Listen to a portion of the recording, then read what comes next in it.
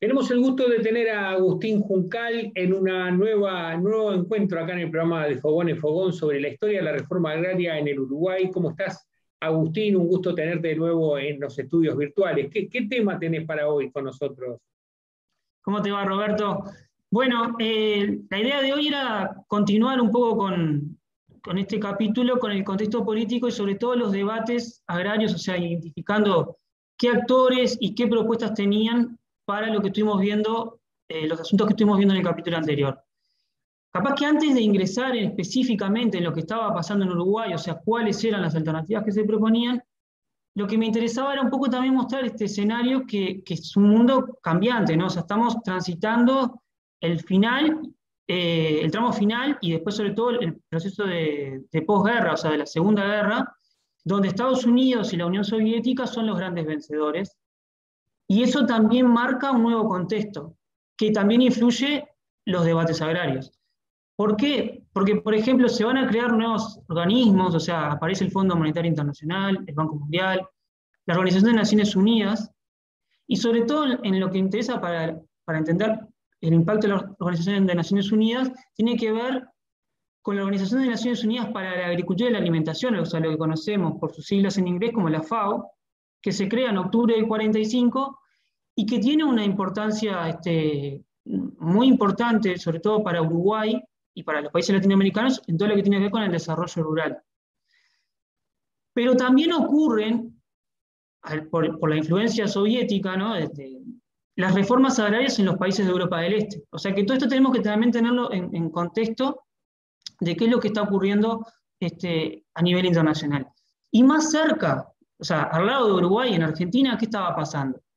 Bueno, toda esa situación que habíamos visto, repasado muy titulares, ¿no? En capítulos anteriores sobre la situación de los chacareros, con la Federación Agraria Argentina, concluyen en una ley de colonización que se crea, que se sanciona en 1940, el Consejo Agrario Nacional. Esto es previo al peronismo, pero que sobre todo va a tener mucha mayor influencia luego cuando Perón asume el gobierno. O sea, Perón le va a dar mayor jerarquía y va a ser una de las claves en esa disputa contra la sociedad rural argentina hasta principios de 1950. En 1952 esto va a cambiar. Pero quiero también traer eso como contexto. Además, también estaba influyendo en el caso uruguayo, que se miraba digamos, bastante más de cerca, lo que había sido los organismos de colonización a nivel provincial, sobre todo Buenos Aires y Córdoba, entre otros. Entonces, todo esto está influyendo también en ese debate que se da en Uruguay, tanto a nivel parlamentario como en la sociedad civil. Yo ahora quería detenerme muy brevemente en los debates que se dan en el Parlamento. O sea, hay que situar cuáles son los actores, los partidos políticos que están en este momento en Uruguay, que eran 6. Tenemos el Partido Colorado, con distintos sectores, ballistas y no ballistas. Tenemos el Partido Nacional, sobre todo en este momento con mayoría el herrerismo. Tenemos el Partido Nacional Independiente, que era este sector que mencioné que se había ido del Partido Nacional en 1931. La Unión Cívica, que es un partido creado en 1910, muy vinculado a la Iglesia Católica, el Partido Comunista y el Partido Socialista. Estos eran los 6 partidos que tenían algún tipo de representación parlamentaria en Uruguay. Y todos ellos, con la única excepción del Partido Nacional Independiente, presentan algún proyecto de ley sobre este tema, sea de reforma agraria o sea de colonización. Por ejemplo, estos proyectos se van a iniciar con uno al final del gobierno de Valdomir, que estuvimos viendo que hace aquel golpe bueno en 1942. Bueno, el ministro de Ganadería y Agricultura de Valdomir era Ramón Vado. Él va a presentar un proyecto de reforma agraria al finalizar el gobierno. Este proyecto ni siquiera tiene tratamiento parlamentario, pero ya introducía esta cuestión de los proyectos que se van a acentuar en la siguiente legislatura, que, digamos, está marcada por el gobierno de Amézaga. En el gobierno de Amézaga se presentan una cantidad de propuestas. La más importante, por la que genera mayor debate y además por las posibilidades de ser sancionada, es una propuesta del sector ballista del Partido Colorado, que se llamó Banco e Instituto Nacional de Crédito Agropecuario.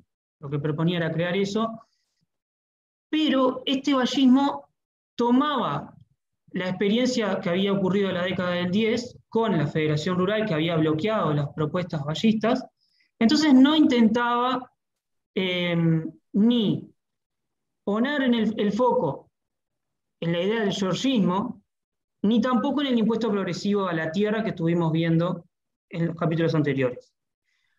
Lo que sí intentaba era defender la idea de la enfiteusis. Esa figura que estuvimos viendo en el primer capítulo, cuando repasábamos el siglo XIX, de que la tierra fuera del Estado y se le daba en un contrato de enfiteusis por largos periodos a los adjudicatarios, es la idea que va a defender el ballismo en esta década de los 40. Este ballismo, entonces, tiene como objetivo colonizar el 5% de la superficie de la tierra uruguaya, ¿sí? Esto va a generar muchas reacciones, en especial de los sectores vinculados a la Federación Rural, que básicamente lo que hacían era decir que esto era una especie de sovietización del suelo uruguayo.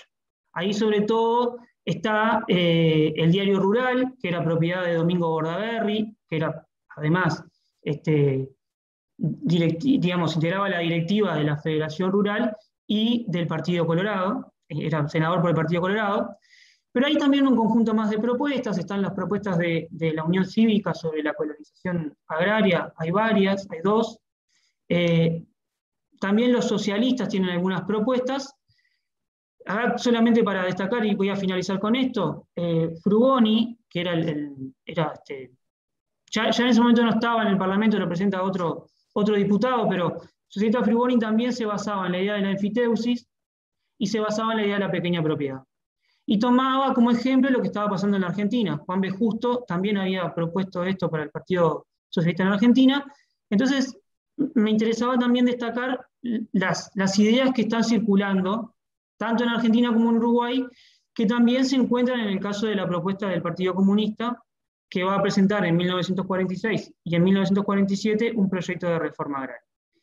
Pero bueno, acá con esto podemos cerrar algunas de las propuestas para ver qué es lo que se termina sancionando al final, mejor dicho, en la siguiente legislatura, cuando se apruebe la ley que crea el Instituto Nacional de Colonización. Genial, Agustín. Muchísimas gracias. Un gustazo. La verdad que un panorama muy aleccionador. Te agradecemos mucho y esperamos nos encontramos en la próxima. Bárbaro, nos vemos.